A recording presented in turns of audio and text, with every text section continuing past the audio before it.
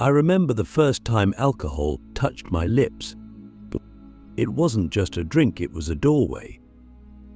A doorway out of my thoughts, out of my pain, out of the weight of existence that I hadn't yet learned how to carry. At first, it felt like freedom, like I had discovered a secret shortcut to ease, to confidence, to relief.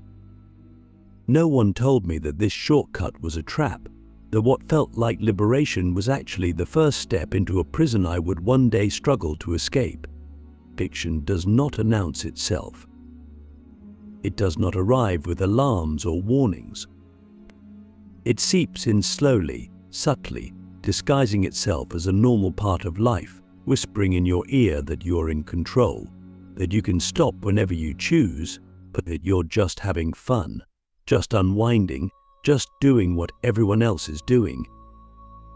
And then, one day, you wake up and realize that the voice in your head is no longer your own, that you are no longer making the decisions. The substance is. For a long time, I refused to call it addiction. I told myself I was fine. I convinced myself that drinking was just a part of life, that it was normal to need a few drinks to loosen up, to relax, to quiet the thoughts that never seemed to stop. I told myself that everyone drinks, that I wasn't doing anything wrong, that I could stop any time I wanted. But deep down, I knew I was lying to myself. I knew because the moments of clarity, the ones where I could see the truth, were becoming fewer and farther between. I knew because I was starting to lose things, small things at first, but then bigger ones. I lost time, whole evenings slipping away into a blur I could not remember. I lost relationships, people who once cared for me slowly distancing themselves, tired of my excuses, tired of watching me self-destruct. I lost respect for myself, avoiding my own reflection, refusing to acknowledge the emptiness in my own eyes. And yet, I still told myself I was fine. Because that is what addiction does. It makes you believe that you are in control, even as it tightens its grip around your life. The turning point did not come in a dramatic fashion. There was no rock-bottom moment, no life-threatening accident, no intervention. Just a quiet, unbearable realization. I was sitting alone in my room, bottle in hand, staring at the wall, and I felt nothing. No sadness, no joy, no anger, no fear. Just emptiness. It was as if my soul had left me, as if I had become nothing more than a hollow shell, going through the motions of life without actually living. And in that moment, I understood something that shook me to my core. I was disappearing. Not physically, not in a way that others could see, but internally, spiritually. But I was losing myself, piece by piece, with every drink, with every night that blurred into nothingness, with every moment I spent avoiding reality instead of facing it. And if I did not stop, if I did not find a way to wake up, there would soon be nothing left of me at all.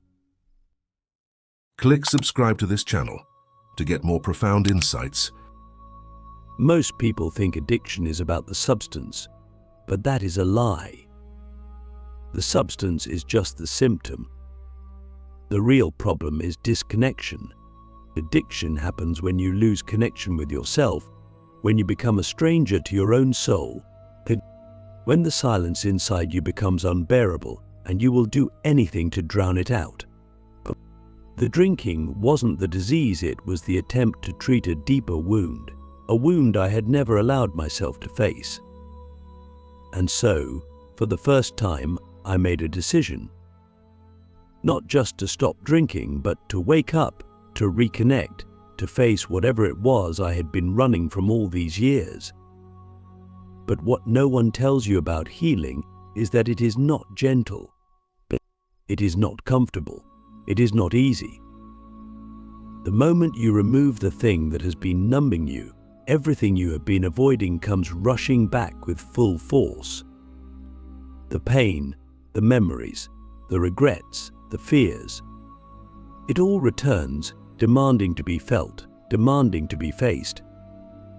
And this is why most people relapse, not because they are weak, but because they are unprepared for the storm that comes after the escape. I was not prepared. I had spent so many years avoiding myself that when I was finally forced to sit with my own thoughts, it felt unbearable. The silence was deafening. The emotions were overwhelming. For the first time, I had to face myself without the shield of alcohol, and what I saw was not pretty. I saw the damage I had done, the opportunities I had wasted, the people I had hurt. I saw the version of myself that I had been too afraid to acknowledge, the one who was lost, broken, searching. And yet, for the first time, I also saw something else. I saw potential. I saw that beneath the layers of self-destruction, beneath the years of avoidance, there was still something left of me. There was still a part of me that wanted to live, that wanted to heal, that wanted to find something greater than the cycle I had been trapped in. So I chose to go deeper. I did not just quit drinking, I confronted every reason I had ever needed to drink in the first place. I looked at my past, at the pain I had buried, at the fears I had ignored. I asked myself the questions I had spent years avoiding. Who am I, really? Why have I been running? What am I so afraid to feel? And the answers were not easy. They came slowly, painfully, in moments of raw honesty that left me shaken. But with each answer, with each truth I uncovered, I felt something shift inside me. I began to understand that I had never been broken. I had never been beyond saving. I had simply been disconnected. And the only way to truly heal was to reconnect not just with myself, but with something greater. Let me ask you something. What if your pain was not a punishment, but a doorway? What if everything you have been trying to escape is actually the key to your freedom? Because that is the truth. Freedom is not found in running away. It is found in going deeper, in facing what you fear, in allowing yourself to feel everything you have been avoiding. And the more I leaned into that truth, the more I began to change. The cravings did not disappear overnight, but they began to lose their power. The desire to drink was still there, but now I understood that it was not really about the alcohol, it was about the feeling I was seeking. And so, instead of reaching for a drink, I reached for something else. I reached for connection. I reached for meaning. I reached for the spiritual truth that I had been ignoring my entire life.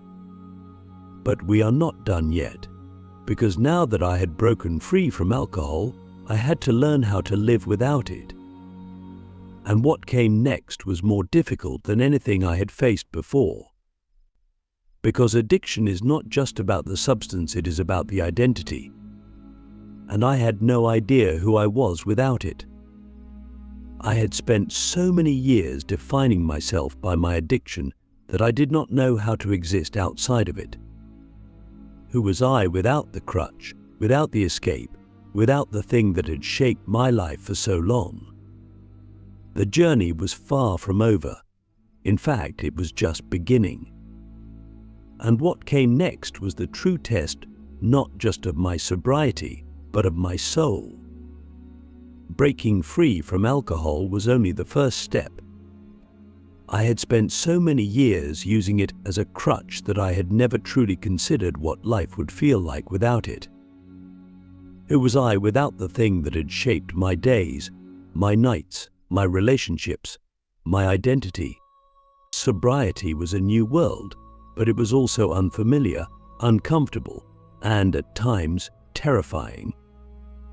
Alcohol had been my escape, my shield, my way of numbing the parts of myself I did not want to face. Now, without it, I was forced to meet myself fully, to sit in the raw, unfiltered reality of my existence without a buffer, without an easy way out. And what I saw was not easy to accept. Sobriety did not immediately bring peace. In fact, at first it brought chaos. The emotions I had suppressed for years came rushing back with a force I was not prepared for.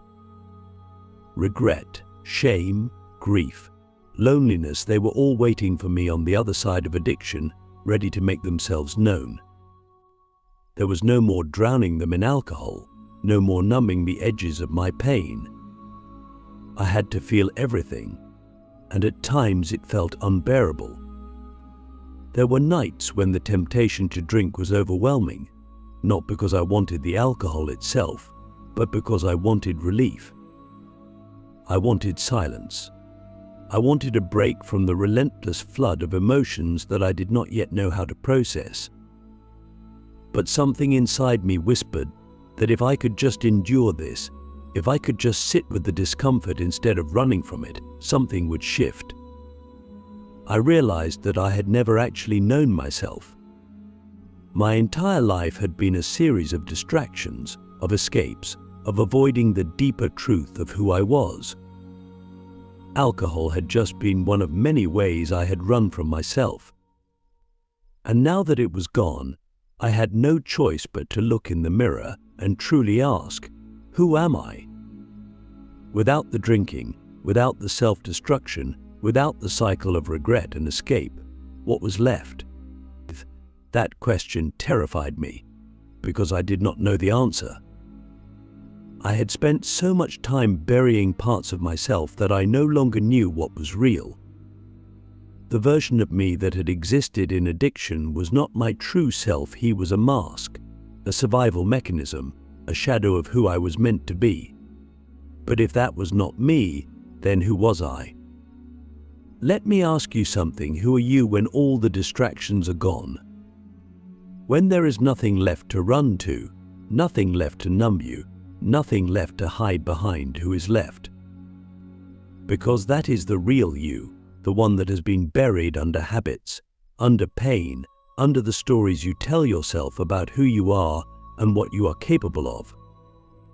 And until you face that version of yourself, you will never truly be free. I knew that if I wanted to stay sober, I could not just remove alcohol from my life. I had to replace it with something greater. Because addiction is not just about the substance, it is about the void, the emptiness inside that the addiction temporarily fills. And if you do not heal that emptiness, if you do not fill it with something real, you will always go back. Maybe not to alcohol, but to something else. Because the addiction was never the real problem. The real problem was the disconnection. I had to reconnect with myself, with my purpose, with something greater than myself. I had to rebuild my identity from the ground up, piece by piece, without the crutch of alcohol shaping my choices. And that meant going deep, deeper than I ever had before. It meant sitting with my pain instead of avoiding it. It meant forgiving myself for the years I had lost, for the people I had hurt, for the mistakes I had made. It meant learning how to live in the present instead of drowning in the past or fearing the future. And most of all, it meant surrendering, letting go of the illusion of control, of the belief that I had to figure everything out on my own, and allowing something greater to guide me. For the first time in my life, I turned to spirituality. Not in a superficial way, not as a set of beliefs or rituals, but as a way of truly connecting with myself and with the universe. I started meditating, not because I wanted to be enlightened, but because I needed to learn how to sit with myself without running away. I started journaling, not because I had all the answers, but because I needed to ask the right questions. I started spending time in nature, not because it was a distraction, but because it reminded me of something I had forgotten how to simply be. At first, it was difficult. My mind resisted. Years of conditioning, of addiction, of distraction, had wired me to seek escape instead of presence. But the more I leaned in, the more I began to feel something I had not felt in years: clarity. A sense of peace, not because my problems had disappeared, but because I was no longer avoiding them. But a sense of strength, not because I had conquered my demons, but because I was finally facing them. A sense of purpose, not because I had figured everything out, but because I was finally asking the right questions. Sobriety is not just about not drinking. It is about transformation. It is about becoming the person you were always meant to be before addiction took hold. And that transformation requires more than just willpower. It requires surrender. It requires faith. It requires trust in something greater than yourself. Because the truth is, you cannot do this alone. No one can. But the moment you stop trying to fight your way through it, the moment you allow yourself to be guided, everything changes. Let me ask you something. What if your struggle was not a sign of failure, but a sign of awakening? What if the pain you have been trying to escape is actually the key to your freedom? Because that is what I discovered. The thing I had feared the most, the raw, unfiltered reality of my own emotions, was not my enemy. It was my teacher, and the more I allowed myself to sit with it, to learn from it, to embrace it instead of avoiding it, the more I began to heal. But we are not done yet, because breaking free from addiction is not just about healing yourself. It is about stepping into your purpose, about using your journey to serve something greater than yourself. Sobriety is not just about what you leave behind. It is about what you step into. And what came next was something I never expected: the realization that my story, my pain, my journey was never just about me. It was about something bigger. It was about helping others find their way out of the darkness, just as I had. But recovery was never just about me. In the beginning, I thought it was. I thought it was about fixing myself, about undoing the damage, about reclaiming the years I had lost to addiction. But as I walked further down the path of healing, something became clear: this journey was never meant to be kept to myself. It was meant to be shared, because what I had gone through, what I had learned, what I had discovered about myself and the nature of addiction was not unique to me. There were millions of people out there trapped in the same cycles, asking the same questions, feeling the same hopelessness, believing the same lie that they were beyond saving. And I knew that if I could find my way out, so could they. The first time I told my story, it felt like ripping open an old wound. I had spent so many years hiding my struggle, pretending I was fine, convincing myself that no one would understand. But the moment I spoke my truth, something incredible happened. People listened. People resonated. People who I never expected, friends, strangers, even those who I thought had never struggled a day in their life, came forward and said, "I know what that feels like." And in that moment I realized something that would change my life forever. Healing is not just personal. It is collective. Addiction isolates you. It makes you believe that you are alone in your suffering, that no one else could possibly understand what you are going through. But the truth is, suffering is universal. Everyone, in some way, is battling something. It may not be alcohol. It may not be drugs. But it may be self-doubt, anxiety, perfectionism, fear of failure. It may be trauma, unhealed wounds from childhood, limiting beliefs passed down from generations before them. And at the core of all these struggles is the same thing: disconnection. The moment we feel disconnected from ourselves, from our purpose, from something greater than us, we seek something to fill that void. And if we do not fill it with truth, we will fill it with something else, something that numbs us, something that distracts us, something that keeps us trapped in cycles of avoidance and self-destruction. Let me ask you something. What are you using to escape? It may not be alcohol. It may be social media. It may be work. It may be relationships, constantly seeking validation from others because you have not yet found it within yourself. It may be food, shopping, meaningless entertainment, anything to avoid sitting alone with your own thoughts. Because the hardest thing in the world is to face yourself fully, without distraction, without escape, without numbing the edges of your own existence. But that is where freedom is found. Not in running, but in stopping. Not in escaping, but in returning home to yourself. I had to learn how to be my own source of peace, my own source of strength, my own source of love. Because for so long, I had given that power away to alcohol, to external validation, to anything that gave me temporary relief from the discomfort of being alive. But the truth is, anything external will always be temporary. The only lasting freedom comes from within. And so I made a decision not just to stay sober, but to live with full awareness, with full presence, with full acceptance of myself and my journey.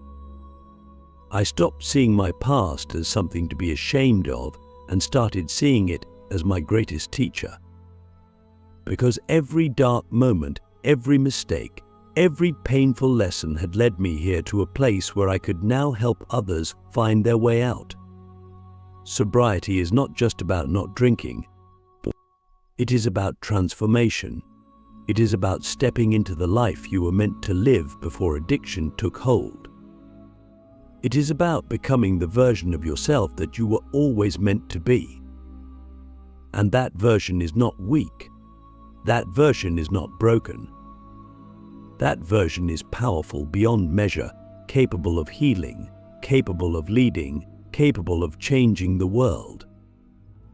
But you will never meet that version of yourself until you stop running, until you stop numbing, until you stop believing the lie that you are not enough exactly as you are.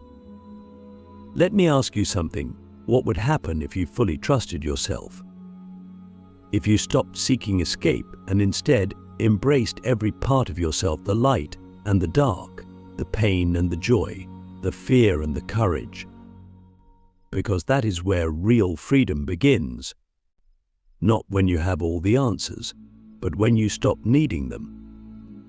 Not when you have figured everything out, but when you surrender to the process of becoming.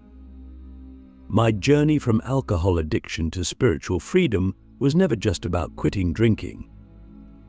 It was about waking up. It was about unraveling everything I thought I knew about myself and rebuilding my identity from the ground up. It was about reconnecting with myself, with my purpose, with something greater than me. And now my mission is to help others do the same. Because if my story can help even one person take that first step, if my voice can remind even one person that they are not alone, then every struggle, every dark night, every painful lesson was worth it. And so I ask you right now in this moment, what is one thing you are ready to let go of? What is one belief, one habit, one fear that has been holding you back from becoming who you were meant to be? Because you do not have to wait for rock bottom to make a change. You do not have to wait for the perfect moment, for the right circumstances, for someone else to save you. The power is already within you. The choice is already yours. The path to freedom is not easy, but it is worth it. And once you take that first step, you will never look back. This is your moment. This is your awakening. And I promise you, on the other side of fear, on the other side of addiction, on the other side of everything you thought was holding you down, there is a version of you waiting. A version of you that is whole. A version of you that is free.